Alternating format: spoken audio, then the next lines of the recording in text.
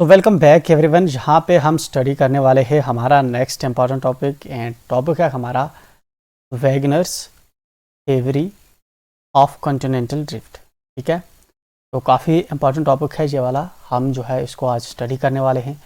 But before directly हम jump करें इस पर, तो एजेंडा हमारे सेशन का आज क्या रहेगा।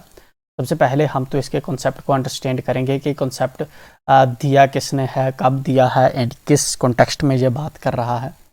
सेकंड चीज़, कॉन्सेप्ट के बाद हम देखेंगे कि किस स्टेजेस में जो है ये जो डेवलप है वो इवॉल्व हुआ है, किन स्टेजेस में थ्योरी के अकॉर्डिंग। ठीक है ना, और कौन सी फोर्सेस जो है इसके पीछे रिस्पॉन्सिबल हैं। एंड अनदर इम्पॉर्टेंट थिंग जो है वो हम डायग्राम, जहाँ पे जो है डायग्राम इसकी होनी बहुत ज़रूरी है। एज यू नीव के जियोग्राफी के अंदर डायग्राम्स का होना बहुत ज़्यादा ज़रूरी है। ठीक है ना। फोर्थ थिंग जो हम इस चैप्टर के अंदर डिस्कस करेंगे वो देखेंगे कि एविडेंसेस फॉर कॉन्टिनेंटल ड्रिफ्ट वाला जो है कॉन्सेप्ट, इसको हम इसके अंदर स्टडी करेंगे। And the last we will discuss certain criticism and limitations of this theory. ठीक है, तो ये वाली चीज़ें हम इस थ्योरी के अंदर आज हम डिस्कस करने वाले हैं। बट बिफोर मूविंग अहेड, हमने जो लास्ट टाइम स्टडी किया था उसका एक बार रिकैप कर लेते हैं। सबसे पहला टॉपिक जो हमने पढ़ा है वो पढ़ा है कि introduction to physical geography. Physical geography हमारी वो ज्योग्राफी होती है जिसके अंदर हम जो है नेचुरल प्रोसेस को स्टडी करते हैं, नेचुरल फिनोमेनास को स्टडी किया जाता है। ठीक है ना, अर्थ के ऊपर जितने भी पैटर्न्स हैं या जो भी प्रोसेस हो रहे हैं हम उसको फिजिकल ज्योग्राफी के अंदर जो है स्टडी करते हैं। फिजिकल ज्योग्राफी के अंदर हमने देखा इसकी डिफरेंट ब्रांचेस हैं। जिस तरह से इसकी एक ब्रांच होती है जियोमॉर्फोलॉजी, जिसके अंदर हम जो है लैंड फॉर्म की डेवलपमेंट, ठीक है ना, ओरिजिन, मॉडिफिकेशन वगैरह हम इसके अंदर स्टडी करते हैं। देन फिर हमने देखा था क्लाइमेटोलॉजी, जिसके अंदर हम क्लाइमेट को स्टडी करते हैं। देन हमने देखा था ओशनोग्राफी, जिसके अंदर हम ओशन को, सी फ्लोर को, मैरीन लाइफ को स्टडी करते हैं। देन हमने देखा था बायोजियोग्राफी, जिसके अंदर हम लिविंग ऑर्गेनिजम्स किस तरह से एनवायरनमेंट के अंदर रहते हैं ये स्टडी करते हैं। देन हमने देखा था पीडोलॉजी, जिसके अंदर हम स्टडी करते हैं सॉयल, उसकी केमिकल प्रॉपर्टीज़, ठीक है ना, डिस्ट्रीब्यूशंस वगैरह सॉइल्स की हम स्टडी करते हैं, सॉयल प्रोफाइल्स रिगार्डिंग।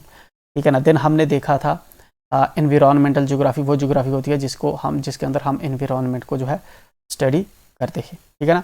इसके अलावा जो है हाइड्रोलॉजी हमने देखा था, वो फिजिकल ज्योग्राफी है जिसके अंदर हम जो है वाटर एंड इट्स रिलेटेड जो चीज़ें हैं वो चीज़ें हम स्टडी करते हैं। तो ये कुछ इंपॉर्टेंट चीज़ें थी। दूसरा टॉपिक हमने इसके साथ ही स्टडी किया वो था structure of earth, interior earth. Structure of interior earth हमने देखा कि इसको स्टडी करने के लिए हमारे पास दो सोर्सेज अवेलेबल हैं, एक तो डायरेक्ट वाले, एक तो है इनडायरेक्ट वाले। डायरेक्ट में हमने देखा जिस तरह से माइनिंग है या ड्रिलिंग है या वोल्केनिक एरप्शंस हैं, ठीक है ना, ये वाले हमारे जो हैं डायरेक्ट ऐसे एरियाज़ के जिनसे हम जो है अर्थ के इंटीरियर को जानते हैं। एंड दूसरे इनडायरेक्ट मेथड जिसके अंदर सेस्मिक एक्टिविटीज़ मोस्ट इंपॉर्टेंट था, ठीक है ना। एंड इसके अलावा मीटियर्स शोवर जो होता है, ठीक है ना, उससे भी हम एनालाइज करते हैं। इस तरह से मैग्नेटिज्म वगैरह जो है ये ऐसी चीज़ें थी जिससे हम जो है अर्थ के इंटरनल स्ट्रक्चर को इंटरेक्टली जो है गैस कर पाते हैं, स्टडी कर पाते हैं कि अंदर क्या है। इस तरह से हमने देखा कि हमारी जो अर्थ की लेयर्स के हैं वो बेसिकली जनरली 3 मेजर लेयर्स हैं। अंदर सबसे अंदर कोर है, फिर मेंटल है, फिर क्रस्ट है। कोर भी हमने देखा, कोर भी फर्दर जो है आपकी कोर जो है 2 पार्ट्स में डिवाइड है। इनर कोर जो है सॉलिड है, फिर आउटर कोर जो है लिक्विड है। उसके बाद मेंटल हमने देखा इसकी जो है 3 लेयर्स हैं। लोअर मेंटल, ठीक है ना, जो सॉलिड फॉर्म में है, फिर अस्थानोस्फीयर, मिडल मेंटल जो है आपकी ये वाली जो है सेमी लिक्विड है। एंड इसके ऊपर जो है थोड़ी सी थिन सी आपको लेयर देखने को मिलती है, वो अपर मेंटल जो है सॉलिड फॉर्म में। एंड उसके ऊपर जो है आपका क्रस्ट है, ठीक है ना। तो क्रस्ट जो हमने देखा, जो क्रस्ट और जो है मेंटल के बीच में जो यहाँ पे आपको जो है यहाँ पे डिसकंटिन्यूटी देखने को मिलती है, इसको हम मोहोरोविक डिसकंटिन्यूटी कहते हैं, ठीक है ना। इस तरह हमारी जो है ऊपर क्रस्ट जो है क्रस्ट हमारी 2 तरह से फॉर्म्ड है, एक है सायल और सीमा।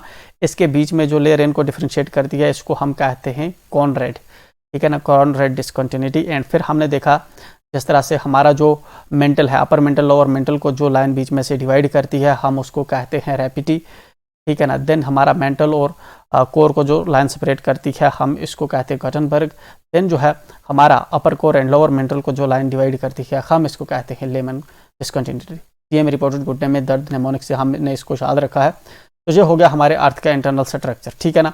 फिर हमने देखा था हमारा जो अर्थ का स्ट्रक्चर है बेसिकली वो टॉप मोस्ट है क्रस्ट हमने देखा था, अब एवरेज 35 किलोमीटर की एवरेज से है, कहीं पे 5 किलोमीटर है, कहीं पे 90 किलोमीटर की थिकनेस हमें देखने को मिलती है, ठीक है ना। इसके अलावा हमने देखा था 1% वॉल्यूम टोटल अर्थ का जो बनाता है। देन हमने देखा था नेक्स्ट हमारी जो लेयर है वो है मेंटल, एंड देन हमने देखा था हमारी है कोर, ठीक है ना, लोअर मोस्ट। तो ये हमारी जो कुछ चीज़ें थी हमने जहाँ पे स्टडी की। इसके अलावा केमिकल बेसिस पे जो है अर्थ का इंटरनल स्ट्रक्चर हमने जो है 3 तरह से स्टडी किया। एक तो होता है सियाल सबसे टॉप पे, फिर उसके नीचे होता है सीमा, ठीक है ना, SIMA सीमा, फिर उसके नीचे होता है नाइफ, ठीक है ना। फिर इसके अलावा जो है हमने मैकेनिकल डिविजन्स भी अर्थ की देखी थी, जिसमें है हमारा एक लिथोस्फीयर, फिर दूसरा है हमारा क्रायोस्फीयर, देन है हमारा बैरिस्फीयर, ठीक है ना। तो ये वाले हमारे जो कुछ इंपॉर्टेंट कॉन्सेप्ट्स थे पहले वाले, जो हमने जहाँ पे रिपीट कर दिए। एंड नाउ जो है हम कॉन्टिनेंटल ड्रिफ्ट थ्योरी को जहाँ पे करने वाले हैं स्टडी, ठीक है। तो continental drift theory, continental drift theory, देखिए कॉन्टिनेंटल ड्रिफ्ट थ्योरी का बेसिकली ओरिजिन जो है, ये थ्योरी जो है अल्फ्रेड वैगनर ने दी है। अल्फ्रेड वैगनर ने दी है ये थ्योरी कब? 1912 में। 1912 में ये कॉन्टिनेंटल ड्रिफ्ट थ्योरी आई हमारे पास। बट इससे पहले इसके रिलेटेड जो कंसेप्ट था वो पहले आ चुका था, ठीक है ना। जिस तरह से पहले एक स्कॉलर था, ठीक है ना, बहुत से साइंटिस्ट इससे पहले जो थे वो इस चीज़ का कयास लगा रहे थे, इस चीज़ को अंडरस्टैंड करने की कोशिश कर रहे थे कि जो हमारे जो नॉर्थ अमेरिका है, साउथ अमेरिका है, जो यूरोप अफ्रीका है, ये शायद कहीं पे जुड़े हुए थे, क्योंकि ऐसा मैप से दिख रहा था, ठीक है ना।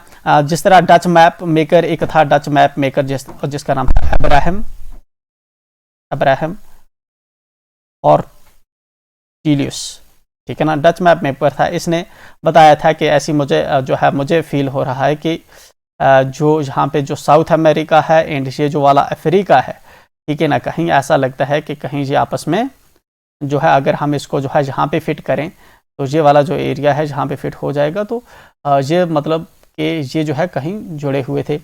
इसके बाद जो है एक और जो है आपको जो है साइंटिस्ट जो आया, ठीक है ना, जिसने जो है इस आइडिया को प्रोपाउंड किया, बेसिकली उसका नाम था एंटोनियो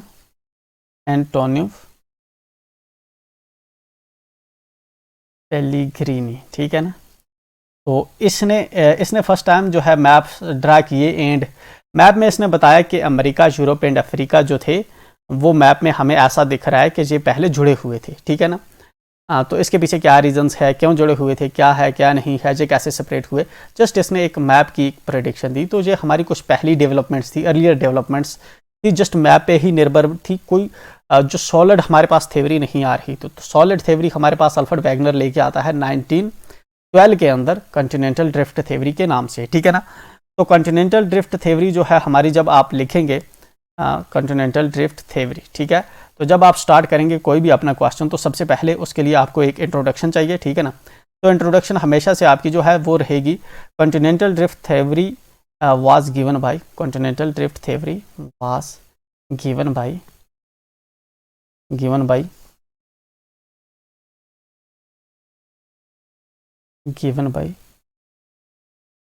अल्फ्रेड वैगनर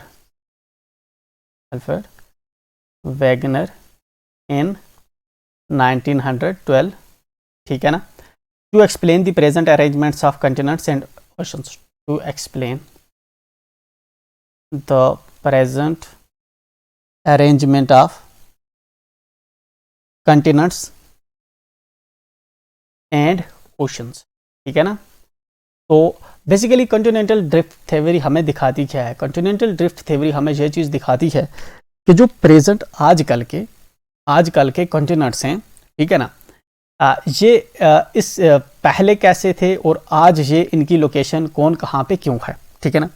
अब इस चीज़ की ज़रूरत हमें क्यों पड़गी? बेसिकली इस चीज़ की ज़रूरत इसलिए पड़गी क्योंकि हमें कुछ ऐसे जो है चीज़ें थी जो मिल रही थी, जिससे हमें पता चला, पहले जो साइंटिस्ट जो है अल्फ्रेड वैगनर ने जो गेस किया कि कॉन्टिनेंटल ड्रिफ्ट हुए हो गए, कंटिनेंट जो है अपनी जगह से मूव हुए हैं।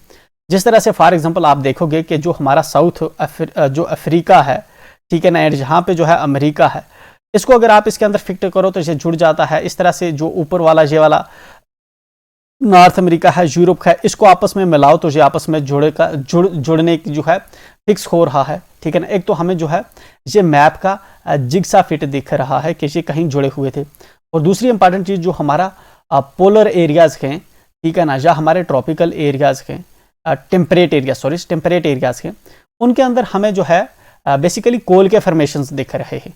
ठीक है ना, आप देखेंगे कि कोल के फॉर्मेशंस के आपको दिख रहे हैं पोलर एरियाज़ में।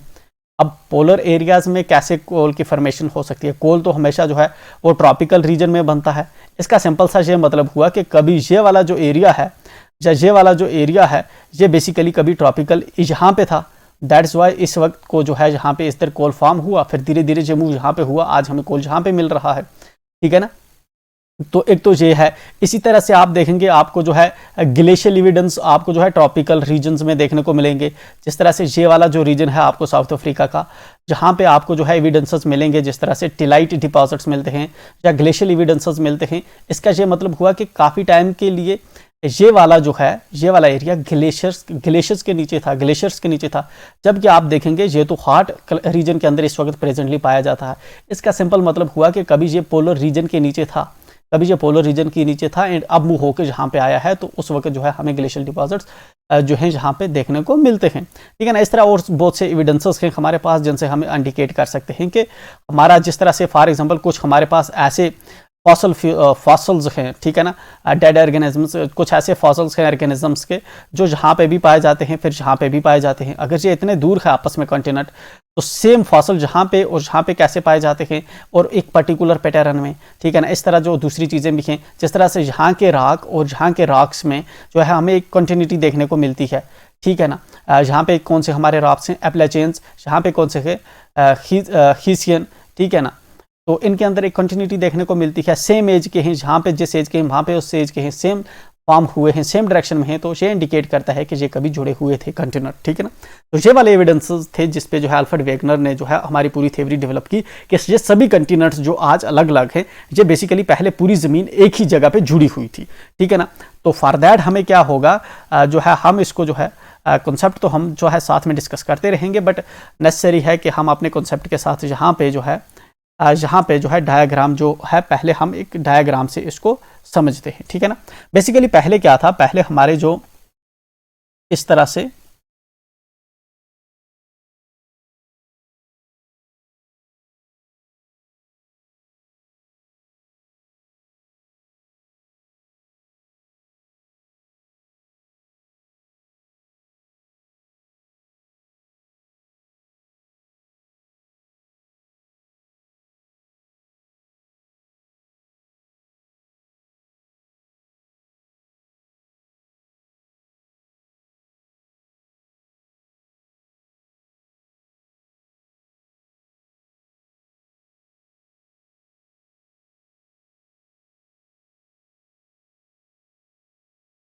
तो सी बेसिकली पहले क्या था, पहला हमारा कॉन्टिनेंट जो था पूरा लैंड मास जो है एक जगह पे जुड़ा हुआ था। एंड लेटर क्या होता है कि ये एक टाइम पे ये वाला जो है ब्रेक हो जाता है।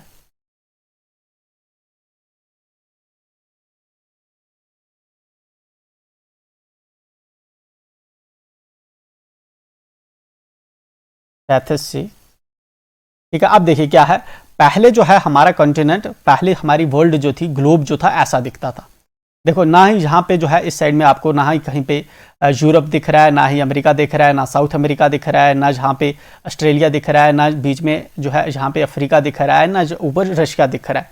तो पहले था इस तरह से था, एंड इस तरह से जो है हमारी इक्वेटर पास हो रही थी, एंड जो हमारा ग्लोब है इस तरह सा था। ठीक है ना, पूरा जितनी भी लैंड है, जितने भी कंटिनेंट आज हमें हैं, चाहे वो अमेरिका है, नॉर्थ अमेरिका है, अफ्रीका है, ऑस्ट्रेलिया है, पूरा लैंड मास ऐसे जुड़ा हुआ था। एंड वैगनर ने कहा कि ये वाला जो है, जो लैंड मास जुड़ा हुआ है, ये जो लैंड है, ठीक है ना, लैंड का उसने नाम रखा पेंजिया, PNGEA, पेंजिया। और बाकी जो इसके इर्द गिर्द जो है पूरा वाटर था, तो इसका नाम उसने रखा पेंथालाजा। अब टाइम उसने मेंशन किया है कि टाइम कौन सा था, टाइम बेसिकली ये परमियन एरा की बात हो रही है। परमियन एरा मतलब कि 250 मिलियन ईयर्स एगो जो है हमारी अर्थ कुछ ऐसी थी, हमारा जो ग्लोब है ऐसा था, पूरी लैंड एक जगह पे थी, बाकी सब जगह पे पानी था। अब क्या होता है कि हमारा ट्राइसिक एरा के अंदर, ट्राइसिक एरा के अंदर, दैट मीन्स वो क्या हुआ, हमारा 200 मिलियन ईयर्स एगो ठीक है ना। 200 मिलियन ईयर्स अगो पहले क्या होता है कि ये वाला जो हमारा लैंड मास था ये ब्रेक हो जाता है, ठीक है ना। ये बीच में दो पार्ट में ब्रेक हो जाता है, एक पार्ट ऊपर वाला गया, ठीक है ना, इसको हम जो है कहते हैं लॉरेशिया, इसका नाम रखा है इसने LAURASIA, लॉरेशिया, ठीक है ना। या अंगारा लैंड भी इसको कहते हैं। और नीचे वाली जो लैंड है इसको Gondwana land, Gondwana land, GONDWANA LAND, Gondwana land. नीचे वाले का नाम रखा, ऊपर वाले का यूरेशिया नाम रखा, ठीक है। ओके, तो इस तरह से हमारा हो गया। और बीच में जो जगह जहां पे जो पानी जो है, इनके बीच में जो गैप आना शुरू हुआ जहां पे, तो इस पानी का उसने नाम रखा कि ये डेथ सीज के बीच में बनना शुरू हुआ, ठीक है ना। तो फाइनली क्या हुआ कि ये जो ऊपर वाला एक लैंड मास था, जो नीचे वाला लैंड मास था, इन्होंने फर्दर ब्रेक होना शुरू कर दिया। अब जब फर्दर जब ब्रेक हुए तो हमारा जो प्रेजेंटली जो हमारा जो है हमें कंटिनेंट देखने को मिलते हैं, ठीक है ना।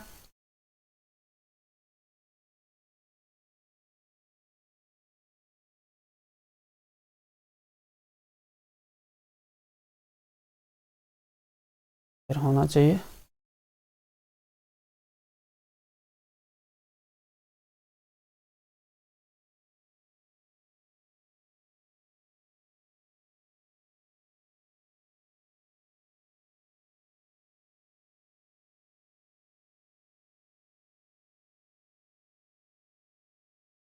तो प्रेजेंटली हमारा जो कंटिनेंट है ऐसा दिखता है। एंड ये वाला जो कंटिनेंट है इस वक्त जो हमें दिख रहा है प्रेजेंटली इस शक्ल का, ठीक है ना, ये कहाँ से आया, ये जहाँ से पहले इस तरह से दो इसके बड़े पार्ट बने, फिर फर्दर जो है इनकी डिवीजन हुई और हमें ये देखने को मिला, ठीक है ना। अब इसकी डिवीजन फर्दर कैसे हुई, देखिए ये वाला जो है, ये वाला ऊपर वाला, इसका एक पार्ट जहाँ से डिवाइड हुआ और इस साइड जहाँ पे गया इस साइड में मूव हुआ। एंड इस साइड से एक पार्ट जो है इसका डिवाइड हुआ, जहाँ से बीच में से कटा और ये इस साइड में मूव करने लगा, ठीक है ना, वेस्ट वार्ड मूव करने लगा, जिसको अब आज हम नॉर्थ अमेरिका कहते हैं। तो नॉर्थ अमेरिका वाला पार्ट बना, ठीक है ना। एंड दूसरा जो हमारा ये वाला पार्ट था, ठीक है ना, ये वाला जो पार्ट है इसने जो है बीच में से यहाँ से फर्दर जो ब्रेक किया तो ये इस साइड में मूव करने लगा, ये लगभग इस जगह पे पहुंचा, ठीक है ना। पहले इक्वेटर वाले साइड भी गया और वेस्ट वार्ड भी गया। ये वाला क्या गया, ये वाला वेस्ट वार्ड गया, ठीक है ना। अब जब वेस्ट वार्ड गया तो जहाँ पे भी बीच में अब गैप बनना शुरू हुआ, जहाँ पे जिस तरह से ये गैप बन रहा है इस तरह से, तो जहाँ पे बना हमारा एटलांटिक ओशन, ठीक है ना। तो ये वाला जो ऊपर वाला कंटिनेंट है, ये वाला पार्ट जो मैंने मार्क किया है, ये वाला हमारा बना नॉर्थ अमेरिका एंड ये वाला हमारा बना साउथ अमेरिका। और ये यहाँ पे हमें जो है इक्वेटर के पास जो है इन्होंने कोलाइड किया और जुड़े, ठीक है। अब उसके बाद हम बात करते हैं इस साइड में क्या हुआ। ये वाला ऊपर लॉरेशिया का पार्ट था, ठीक है ना, जहाँ से जो है यूरोप और एशिया वाला जो रीजन है, यूरेशियन प्लेट है, इसने मूव करना शुरू किया इस साइड में, ठीक है ना। इस साइड में ये इक्वेटर वार्ड्स जो है मूव हुआ। पहले कैसे था, पहले ये इस तरह से था, आप देख रहे हैं इस तरह से, फिर इसने इक्वेटर वार्ड जो है इस तरह से टर्न किया, ठीक है ना। इसने किस तरह से कि एक तो इक्वेटर वार्ड एक तो वेस्ट वार्ड जो है इसने मूव करना शुरू किया। तो ये वाली प्लेट जो है आज जो प्रेजेंट लोकेशन है इसकी, ठीक है ना, इस जगह पे पहुंची, ये वाला ऊपर वाला जो रीजन है ये वाला, ठीक है ना। तो ये वाला वहां पे पहुंचा, ठीक है, ये वाला रीजन जो है हमारा यहाँ पे पहुंचा। और इसके बाद जो आप देखेंगे कि यहाँ पे जो है ये वाला रीजन जो है ये थोड़ा नीचे शिफ्ट, जहाँ पे जो है सीधा हुआ और ये बना हमारा ये वाला अफ्रीका, ठीक है ना। जहाँ पे जो ये वाला पार्ट था ये ऊपर इसने मूव करना शुरू किया एंड प्रेजेंटली जो है इंडियन सब कंटिनेंट आके बना, जहाँ पे आके अटैच हुआ। प्रेजेंटली इस जगह पे ये जो है इसने ऊपर मूव करके वहाँ पे ये हुआ अटैच, ठीक है। तो ये वाली जो है चीज़ें, जहाँ पे ये वाला जो नीचे वाला रीजन है, ठीक है ना, ये वाला हमारा बना अंटार्कटिका एंड ये वाला जो है हमारा रीजन ऑस्ट्रेलिया की तरफ गया, ठीक है। तो ये वाली जो चीज़ें जो है हमें एक्चुअल में हमारी जो है इसमें जो है हमें चीज़ें देखने को मिली, ठीक है।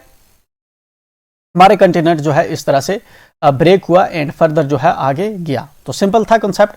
क्या कहा जहाँ पे हमें वैगनर ने कहा कि हमारी जो पूरी लैंड है, पहले इस तरह से एक लैंड मास था, फिर इसके दो डिवीजन्स होके एक ऊपर चला गया एक नीचे हो गया, ठीक है ना। इसके बीच में जो गैप बन गया इसको हमने कहा डेथ सी। ऊपर वाले को इसने कहा लॉरेशिया, नीचे वाले को कहा गोंडवाना लैंड। फर्दर लॉरेशिया और गोंडवाना लैंड का जिस वक्त ब्रेकअप हुआ तो प्रेजेंटली जो इस वक्त प्रेजेंट के कॉन्टिनेंट्स हैं वैसे कॉन्टिनेंट्स जो है हमें जहाँ पे देखने को मिले, ठीक है ना।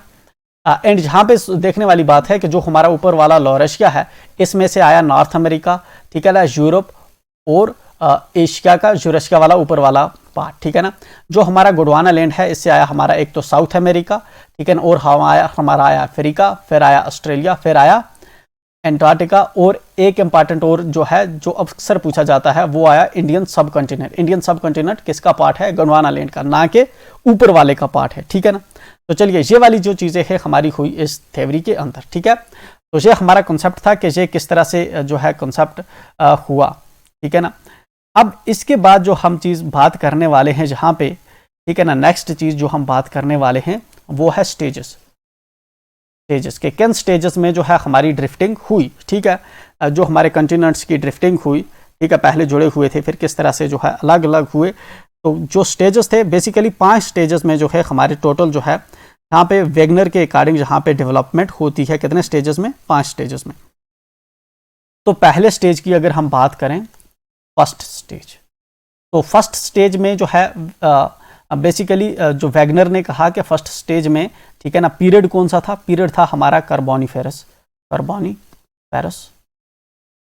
ठीक है ना। और हमारा जो था उस वक्त जो था कोई भी हालचुल नहीं थी। एक था पेंजिया जिसको उसने कहा सुपर कंटिनेंट, और दूसरी चीज जो थी वो थी पेंथालाजा जो बाकी वाला ओशन था, ठीक है, पहला स्टेज। दूसरे स्टेज में क्या होता है? सेकंड स्टेज में हमें जहां पे देखने को मिलता है कि 200 टाइम कौन सा था? ठीक है ना, टाइम था जुरासिक 200 मिलियन ईयर्स पहले की बात है, मिलियन ईयर्स एगो की बात है, ठीक है ना। ये जो हमारा पेंजिया था, ठीक है ना, ये स्प्लिट हो जाता है, ठीक है ना, स्प्लिट होके इसके बनते हैं 2 पार्ट्स, पेंजिया जो है लॉरेशिया, और दूसरा कौन सा बनता है? गोंडवाना लैंड, ठीक है ना। 2 जो है जहां पे इसके पार्ट बन गए, दो पार्ट्स में ये डिवाइड हो गया लॉरेशिया, जिसको अंकारा लैंड भी कहते हैं, और नीचे है गोंडवाना लैंड, इसको दूसरा नाम है अंकारा लैंड, ठीक है। थर्ड स्टेज में क्या डेवलपमेंट होती है? थर्ड स्टेज में हमारा जो लॉरेशिया था और गोंडवाना लैंड था, इसके बीच जो गैप डेवलप हो रहा था, ठीक है ना, उसके अंदर जो है अब पानी आना शुरू हो, मतलब पानी जो है इसके अंदर जो है आना शुरू हो गया। एंड ये वाला जो है जहां पे जो है थर्ड स्टेज के अंदर हमारा जो है डेथ सी की डेवलपमेंट शुरू होती है। डेथ सी की डेवलपमेंट का क्या मतलब है कि जहां पे जो है ब्रॉडनिंग शुरू हुई। क्या शुरू हुई? ब्रॉडनिंग। टाइम कौन सा था? ये टाइम था मेसोजोइक एरा था। मेसोजोइक एरा के अंदर जो है डेथ सी की जो है प्रोग्रेसिवली डेवलपमेंट हमें देखने को मिलती है, और जहां पे ब्रॉडनिंग होती है। ब्रॉडनिंग का क्या मतलब है? आप कंटिनेंट्स ने इधर उधर जो है अपनी जगह से मूव करना शुरू किया, दैट्स वाई बीच में जो है बड़ा जो है समुद्र बनना शुरू हुआ, ठीक है। तो ये चीज हमें देखने को मिली। नाउ फोर्थ स्टेज में फिर क्या होता है? फोर्थ स्टेज में कब की बात है? ये लगभग 100 million years ago. 100 million years ago क्या होता है कि मैंने कहा था कि ऊपर वाले जो यहाँ वाले थे, ये वाला कंपोनेंट और ये वाला कंपोनेंट जो है हमारे कंटिनेंट्स का, इसने इस साइड में मूव करना शुरू कर दिया वेस्टवर्ड, ठीक है ना। तो हमारे जो था कौन सा? नॉर्थ एंड साउथ अमेरिका ने कहाँ ड्रिफ्ट की? किस साइड में? वेस्टवर्ड। वेस्ट हमारा इस साइड में होता है, इधर ईस्ट होता है, ठीक है ना, इधर नॉर्थ होता है, इधर साउथ होता है। तो इस साइड में इन्होंने मूव करना शुरू किया, तो वेस्टवर्ड ड्रिफ्ट हुई। अब इस ड्रिफ्ट की होने की वजह से जहां पे बीच में क्या बना? जहां पे ओशन बनना शुरू हुआ। आज कौन सा ओशन है? जहां पे अटलांटिक ओशन, तो ये अटलांटिक ओशन इसी एरा में बना। अटलांटिक ओशन का हमें ओरिजिन देखने को मिला। इसके अलावा जो हमारा लास्ट स्टेज था फिफ्थ स्टेज के अंदर क्या होता है? वैगनर के अकॉर्डिंग फिफ्थ स्टेज के अंदर हमारे जो ओरोजेनेटिक जो है फॉर्मेशंस होती हैं, ओरोजेनेटिक स्टेज जिसको भी कहते हैं। ओरोजेनेटिक स्टेज का क्या मतलब है कि जहां पे माउंटेन्स जो हैं, एपिरोजेनेटिक होता है कंटिनेंट्स बिल्डिंग, एंड ओरोजेनेटिक होता है माउंटेन बिल्डिंग्स। जो हमारे डिफरेंट किस्म के माउंटेन्स हैं वो जहां पे बनने शुरू हुए, ठीक है ना। अब इसके अकॉर्डिंग, किसके अकॉर्डिंग? जहां पे वैगनर के अकॉर्डिंग, जहां पे ये नोट है वैगनर के अकॉर्डिंग कौन से माउंटेन्स कैसे बने, ठीक है ना। वैगनर ने इसकी क्या डेफिनेशन बताई? वैगनर ने बताया कि जो हमारे एंडीज और रॉकीज के। ये कहाँ पे है? हमारे अमेरिकन कंटिनेंट्स पे ये वाले माउंटेन्स हैं। ये कैसे बने? ये वैसे बेसिकली जब हमारे कंटिनेंट्स जो थे, कौन कौन कंटिनेंट, नॉर्थ अमेरिका का, साउथ अमेरिका का, जब वेस्टवर्ड मूव करना इन्होंने शुरू किया तो हमारे जो कंटिनेंट कैसे मूव कर रहे थे? एक्चुअल में सियाल जो था, लाइटर मटेरियल, वो मूव कर रहा था सीमा पे। किसके अकॉर्डिंग? ये है इसकी थ्योरी के अकॉर्डिंग, वैगनर के अकॉर्डिंग। ये सियाल सीमा पे मूव कर रहा था। अब नीचे सीमा ने फ्रिक्शन दी, सियाल ऊपर से मूव कर रहा था तो सियाल की जहां पे क्रम्बलिंग होगी, ठीक है ना, क्रम्बलिंग की वजह से सियाल क्रम्बल हुआ, ठीक है ना, सीमा पे मूव कर रहा था तो सीमा ने फ्रिक्शन एग्जर्ट की, जिसकी वजह से सियाल क्रम्बल हुआ तो हमारे रॉकीज एंड कौन से माउंटेन बने? एंडीज माउंटेन बने, ठीक है ना। उसके अलावा फिर जो हिमालयंस थे, हिमालयाज जो थी, हिमालयाज और एल्प्स की डेफिनेशन क्या उसने बताया कि इनकी फॉर्मेशन किस तरह से हुई? जब पूछा गया वैगनर से तो वैगनर ने कहा कि ये वाले जो हिमालयाज और एल्प्स हैं, ये वाले हमारे बेसिकली जो बीच में डेथ सी बना हुआ था लाउरेशिया और किसके, गोंडवाना लैंड के बीच में, इसके अंदर डिपॉजिट्स की पहले फिलिंग हुई, ठीक है ना, डिपॉजिट्स की फिलिंग हुई। फिर क्या हुआ कि जहाँ पे कंप्रेशनल फोर्सेस ने एक्ट किया, ठीक है ना, फिर क्रैप्शनल फोर्सेस ने एक्ट किया तो ये जो फोल्ड माउंटेन है इस तरह से फिर बाद में बने, ठीक है ना। तो ये वाला जो था, ये जो है जहाँ से भी फोर्स लगी, जो डेथ सी के अंदर डिपॉजिट था, ये ऊपर जो है जहाँ पे क्रम्बल हुआ तो ये वाले फोल्ड माउंटेन्स जहाँ पे बने। जियोसिंक्लाइन थ्योरी का जो कंसेप्ट है वैसा मतलब जो है इसने जहाँ पे हमें बताया। तो जहाँ पे इन रॉक्स का इसने ये रीजन बताया, इन रॉक्स का इसने माउंटेन्स का सॉरी ये रीजन बताया। तो ये वैगनर के अकॉर्डिंग जो थी फिफ्थ स्टेज इसका था कि पहाड़ वगैरह कैसे बने। तो ये हमारी जो थी थ्योरी थी किसकी? इसकी, वैगनर की। हालांकि इसके अंदर जो है नेक्स्ट चीज जो हम यहाँ पे स्टडी करने वाले हैं कि अब जो है कंटिनेंट्स जो थे मूव कर रहे थे, ठीक है ना, वेस्टवर्ड और इक्वेटरवर्ड जो है कंटिनेंट्स हमारे मूव कर रहे थे, लेकिन क्यों मूव कर रहे थे, ठीक है ना। तो इसके लिए जो है नेक्स्ट हमारा कॉन्सेप्ट है forces responsible for Continental drift, responsible for Continental drift, Continental drift. तो फोर्सेस क्या रिस्पॉन्सिबल थी? बेसिकली इसने हमें बताया कि दो किस्म की फोर्सेस यहाँ पे रिस्पॉन्सिबल थी। एक तो चूंकि हमारे जो कंटिनेंट्स हैं, एक तो इन्होंने मूव किया किस साइड में? वेस्टवर्ड साइड में, जिस तरह से हमारा नॉर्थ अमेरिका, साउथ अमेरिका जो है मूव किए वेस्टवर्ड साइड में, ठीक है ना। और दूसरा जो है हमारे कंटिनेंट्स ने मूव किया इक्वेटरवर्ड ने, इक्वेटर की तरफ, इक्वेटरवर्ड जो है हमारे कंटिनेंट्स ने मूव किया और दूसरा किया वेस्टवर्ड ने। तो इसके लिए इसने क्या चीज रिस्पॉन्सिबल बताई, ठीक है ना। इसने बताया कि जो इक्वेटरवर्ड मूव हुआ, ठीक है ना, कंटिनेंट्स ने जो मूव किया, इसके पीछे जो फोर्सेस रिस्पॉन्सिबल थी, ये इसके पीछे रिस्पॉन्सिबल थी, एक तो ग्रेविटेशनल फोर्स, ग्रेविटेशनल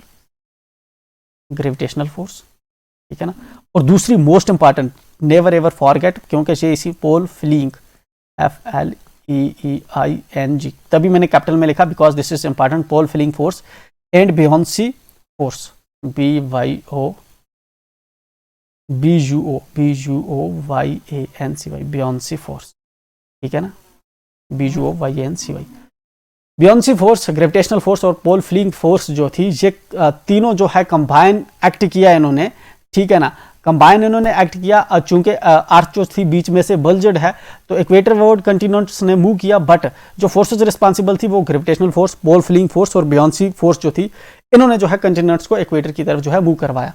दूसरा वेस्टवर्ड की तरफ कैसे मूव हुए, तो इसने इसके पीछे जो है एग्जांपल बताई कि जो वेस्टवर्ड जो था ये था ड्यू टू टाइडल करंट्स। इसके पीछे इसने बताया कि रीजन क्या था, टाइडल करंट्स। टाइडल करंट्स क्या होती है? जिस तरह जो हमारा ओशंस का उसके अंदर वाटर फ्लो करता है, तो उस वाटर के जोर की वजह से जो है जहाँ पे इसने मूव किया, एंड अर्थ की जो रोटेशन थी और जो करंट्स था इक्वेटर की तरफ जो है आप देखेंगे तो इस साइड में जो है पानी मूव करता है। तो ये इसने फैक्टर्स हमें बताए कि इस वजह से जो है हमें ये कंटिनेंट्स ने जो यहाँ पे जो है मूव किया, ठीक है। तो ये इसकी थी इसके पीछे फोर्सेस रिस्पॉन्सिबल, ठीक है ना। अब जो है ये अगर इसने दे दिया, ठीक है ना,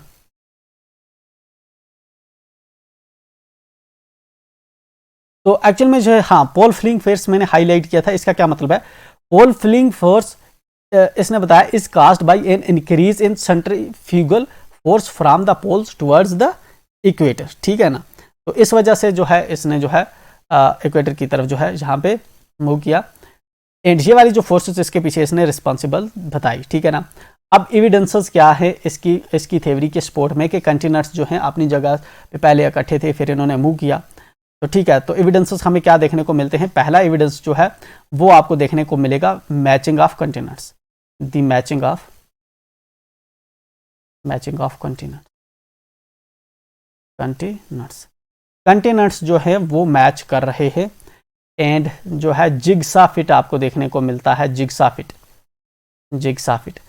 फिट का क्या मतलब है? अगर मैप के अंदर जो डिफरेंट कंटिनेंट्स हैं हमारे, ठीक है ना, चाहे ठीक है, एंड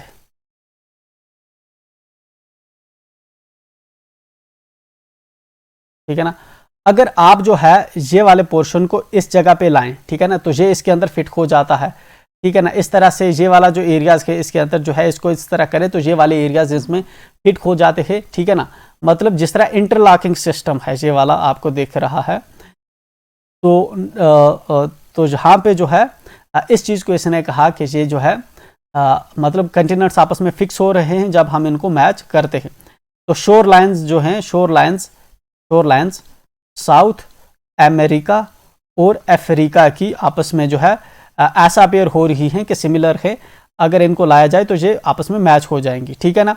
इसी तरह से जो है आप दूसरी जगह पे देखें, अफ्रीका है आपका, ठीक है ना, जहाँ मेडागास्कर है, ठीक है ना, और इंडिया की ईस्ट कोस्ट है, इंडियाज ईस्ट कोस्ट, इनको भी आपस में आप मिक्स जो मिलाएं तो ये जो है एक जो है बिल्कुल जो है फील्ड पैटर्न बनाते हैं, ठीक है ना, एक दूसरे में फिट हो जाते हैं।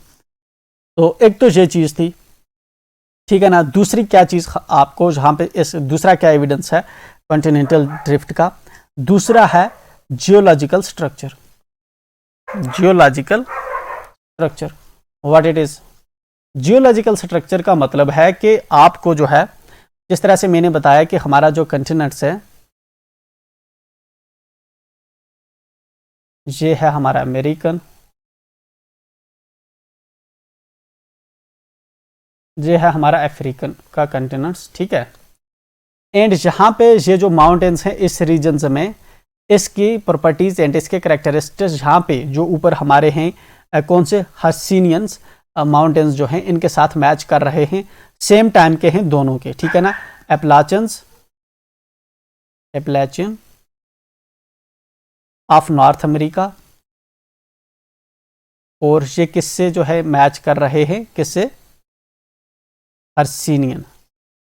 हर्सिनियन माउंटेन्स जो यहाँ पे है इनसे जो है मैच कर रहे हैं, दोनों सेम एज के हैं, सेम डायरेक्शंस में हैं, ठीक है ना, और सेम प्रॉपर्टीज है दोनों माउंटेन्स की। तो इसका क्या मतलब हुआ कि ये जो है कभी इकट्ठे थे, ठीक है।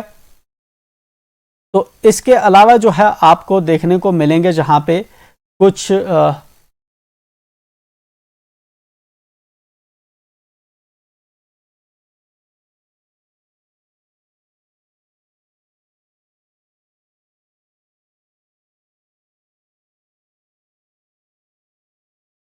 Rocks of same age across oceans. तो एक तो ये एग्जांपल हमने आपको दी। इसी तरह से आप देखें साउथ अमेरिका और अफ्रीका के अंदर जो है अफ्रीका की ईस्ट कोस्ट के जो रॉक है जहाँ के ये आपको जुरासिक एरा के देखने को मिलेंगे, ठीक है ना। तो इसके अलावा जो है नेक्स्ट थिंग जो है टिलाइट डिपॉजिट। टिलाइट बेसिकली क्या होता है? टिलाइट होता है जब हमारे ग्लेशियर्स होते हैं तो ग्लेशियर्स की वजह से जो डिपोजिशन होती है, ठीक है ना, सेडिमेंट्री रॉक की जो डिपोजिशन होती है, बट ग्लेशियर्स की वजह से हम उनको टिलाइट डिपॉजिट्स कहते हैं। तो गोंडवाना सीरीज के जो हमारे जहाँ पे जो सेडिमेंट्स हैं, चाहे वो इंडिया के अंदर हो, ठीक है ना, चाहे वो जो है जहाँ पे हमारे हों इंडिया के अंदर जो गोंडवाना सीरीज के डिपॉजिट्स हैं ये मैच कर रहे हैं हमारे मेडागास्कर, ठीक है ना, इस तरह से अफ्रीका, ऑस्ट्रेलिया, ठीक है ना, एंटार्क्टिका, ठीक है ना। आप देखेंगे इनकी जो है इन रीजन्स के जो टिलाइट डिपॉजिट्स हैं इनकी सिमिलर हिस्ट्री आपको देखने को मिलती है, ठीक है ना। तुझे हमें जो है एविडेंस देते हैं प्लियो कैलिमेट एंड कॉन्टिनेंटल ड्रिफ्ट का कि ये कहीं जो है पहले इकट्ठे थे, दैट्स वाई जो है सिमिलर किस्म के डिपॉजिट्स जो हैं इन डिफरेंट लोकेशंस पे जो है पाए जाते हैं। नेक्स्ट चीज़ जो आपको देखने को मिलेगी वो है placer deposits. What it is? For everything you have to draw a diagram, ठीक है ना। Always remember because this is very much important in case of geography. तो प्लेसर डिपॉजिट्स हमारे क्या हैं, जो हमारा यहाँ पे जो है ये वाली कोस्ट है, जहाँ पे जो आप देखेंगे कोई भी आपका जो है यहाँ पे ऐसा जो है जहाँ पे आपको कोई भी किस्म के जहाँ पे जो है गोल्ड के माइंस नहीं देखने को मिलेंगी इस रीजन में, बट स्टिल हमें जो है यहाँ पे कुछ जो है गोल्ड के जो हैं जहाँ पे जो है प्लेसर्स पाए जाते हैं, थोड़े थोड़े जो पार्टिकल्स हैं पाए जाते हैं। तो जहाँ पे इसके करीब भी अगर गोल्ड की नहीं है कोई माइन, तो इसका क्या मतलब हुआ कि ये कहाँ पे आती है, इसी के अपोजिट जहाँ पे आप देखेंगे तो जहाँ पे आपको गोल्ड के डिपॉजिट देखने को मिलते हैं, इस सिंपली मीन्स कि ये पहले इकट्ठे थे, तो बाद में जो है जहाँ पे पहले तो वो डिपॉजिट जो हैं जहाँ पे हमें प्लेसर डिपॉजिट्स देखने को मिल रहे हैं जहाँ पे, ठीक है ना। एंड इतने दूर जो है अटलांटिक ओशन से जो है यहाँ के पार्टिकल यहाँ जाना जो है लगभग नामुमकिन है, ठीक है ना। तो इसका ये मतलब है कि ये आपस में जो पहले थे वो इकट्ठे थे, ठीक है ना। तो घाना कोस्ट पे जो डिपॉजिट्स हैं हमारे गोल्ड के, ठीक है ना, वो ब्राज़ीलियन कोस्ट से आए हुए लगते हैं, ठीक है। नेक्स्ट जो एविडेंस था डिस्ट्रीब्यूशन ऑफ फॉसल्स। तो फॉसल्स जो हैं आप देखेंगे जिस तरह से इंडिया के अंदर लिमर का जो है फॉसल आपको जो है इंडिया के अंदर देखने को मिलता है, एंड वही मेडागास्कर के अंदर है, एंड वही अफ्रीका के अंदर है। तो इंडिया से अफ्रीका या अफ्रीका से इंडिया जो है आना लगभग जो है एक जो है साउथ अफ्रीका से इंडिया आना, या फिर जो मेडागास्कर पे चलो मान भी सकते आ सकता है, लेकिन इंडिया आना काफ़ी जो है अपने आप में एक अजीब चीज़ लगती है। तो इसका मतलब है कि पहले इंडिया और साउथ अफ्रीका आपस में जुड़े हुए थे। इस तरह एक और एग्जांपल आप देखेंगे मीसोसॉरस की। मीसोसॉरस ये बेसिकली एक रेप्टाइल है, ठीक है ना, जो शैलो वाटर के अंदर जो है रहता था। तो इसके स्केलेटन्स के जो फॉसल्स के आपको देखने को मिलेंगे, ठीक है, कहाँ पे, साउथ अफ्रीका, और दूसरी अपोजिट में आपको देखने को मिलेंगे ब्राज़ीलियन कोस्ट पे, ठीक है ना, साउथ अमेरिका के अंदर, ठीक है ना। अगर दोनों जगह पे देखने को मिल रहे हैं, इसका मतलब कि ये दोनों जगह पहले लगभग करीब थी, दैट्स वाई जो है सेम एज के फॉसल्स आपको इस एरिया के अंदर देखने को मिलते हैं। तो ये वाली जो थे हमारे एविडेंसेस थे जो कॉन्टिनेंटल ड्रिफ्ट थ्योरी को सपोर्ट करते हैं। इन एविडेंसेस से हमें पता चलता है, ठीक है ना, जिस तरह से हमारे क्लाइमेटिक एविडेंसेस हैं, जिस तरह से फॉसल फ्यूल्स जो हैं हमारे वो ट्रॉपिक रीजन में होते हैं, लेकिन हमें जो हमारा जो पोलर रीजन्स हैं उनमें भी इस वक्त हमें जो है फॉसल फ्यूल्स मिल रहे हैं। इसका क्या मतलब हुआ कि एक्चुअल में हमारा पोलर रीजन कभी जो है ट्रॉपिक के अंदर रहा होगा, ठीक है ना। फॉर एग्जाम्पल जो है इस वक्त हमारा जहाँ पे जो है इधर जहाँ पे फॉसल फ्यूल्स मिल रहे हैं, अब फॉसल फ्यूल्स जहाँ पे बनते ही नहीं, क्योंकि पोलर रीजन में जो है उस टाइप की डेवलपमेंट होती नहीं, तो फॉसल फ्यूल्स बनते हैं कहाँ पे, ट्रॉपिक रीजन में। इसका यह मतलब हुआ कि ये जो रीजन है ये कभी पहले ट्रॉपिक रीजन में था, अब जो ये है मूव करके उधर चला गया है, उस टाइम पे इस पे जो है फॉसल्स बने, अब जो है वहाँ पे हमें दिख रहे हैं। यहीं पे हमारा जो ट्रॉपिक रीजन है जहाँ पे हमें पोलर क्लाइमेट के एविडेंसेस देखने को मिल रहे हैं, जिस तरह से टिलाइट डिपॉजिट्स वगैरह। इसका क्या मतलब हुआ, इसका मतलब हुआ कि पहले ये वाला जो रीजन है, ठीक है ना, ये वाला जो रीजन है, ठीक है, ये कहीं पहले पोलर रीजन में था, कहीं पोल की जगह पे था, वहाँ से ये शिफ्ट होके जहाँ पे आया है, दैट्स वाई इस पे जो है हमें पोलर रीजन के जो है एविडेंसेस हैं हमें देखने को मिलते हैं, ठीक है। तो ऐसी जो है एविडेंसेस जो हैं जो सपोर्ट करते हैं किसको, हमारी कॉन्टिनेंटल ड्रिफ्ट थ्योरी को, ठीक है। अब बट कॉन्टिनेंटल ड्रिफ्ट थ्योरी के एविडेंसेस भी हमने देखे, बट स्टिल इसका जो है क्रिटिसिज्म हमें देखने को मिला लेटर, काफ़ी बहुत ज़्यादा क्रिटिसिज्म हमें जो है इस थ्योरी का देखने को मिला। तो क्या हमारा जो है इसके अंदर थ्योरी के अंदर लिमिटेशंस क्या क्या रखी, सबसे पहली जो थी वो लिमिटेशन इसकी थी फोर्स को लेकर। इसने कहा कि हमारे जो कंटिनेंट मूव किए दो फोर्सेस की वजह से मेनली मूव किए, एक तो टाइडल फोर्स और दूसरा इसने कहा पोल फिलिंग फोर्स। अब ये साइंटिस्ट ने ये बताया कि ये दोनों फोर्सेस इतने पावरफुल नहीं हैं कि इतने बड़े लैंड मासेस को जो है मूव करवा पाए। तो ये वाला जो है एक तो पहला क्रिटिसिज्म जो फोर्स का था ये देखने को मिला, ठीक है ना। दूसरा जो क्रिटिसिज्म हमें देखने को मिलता है वो देखने को मिलता है कि डायरेक्शन ऑफ कंटिनेंट्स, कि इस थ्योरी ने ये चीज नहीं बताई कि कौन सा कंटिनेंट जो है वेस्टवर्ड एंड इक्वेटरवर्ड कंटिनेंट्स क्यों मूव कर रहे हैं, ठीक है ना। इन डायरेक्शंस में ही कंटिनेंट्स ने क्यों मूव किया, कि इसके लिए जो एविडेंस था जहां पे जो है इस थ्योरी ने जो है एक्सप्लेन नहीं कर पाए, ठीक है। 2 लिमिटेशंस हमने देखी थ्योरी के अंदर, ठीक है ना।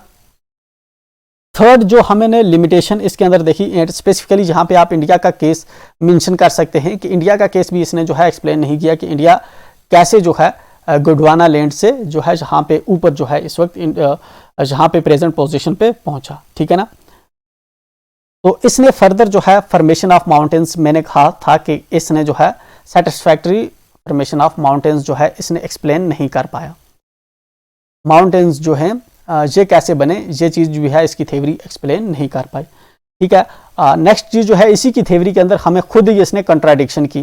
कंट्राडिक्शन किसकी की? सियाल एंड सीमा की। पहले इसने कहा कि जो हमारा सियाल है बेसिकली ये जो है लाइटर मटेरियल है, एंड ये मटेरियल मूव कर रहा है किस पे?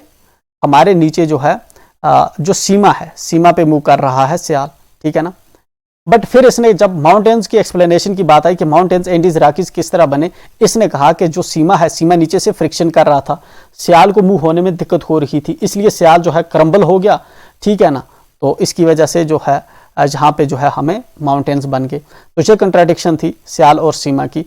एक जगह पे इसने कहा कि ये जो है इसने सियाल ने सीमा पे मूव किया, दूसरी जगह पे इसने बताया कि सियाल को जो है सीमा की फ्रिक्शन की वजह से माउंटेन्स जो है जहाँ पे बने। तो ये कंट्राडिक्शन थ्योरी के अंदर खुद ही हमें देखने को मिला, ठीक है ना।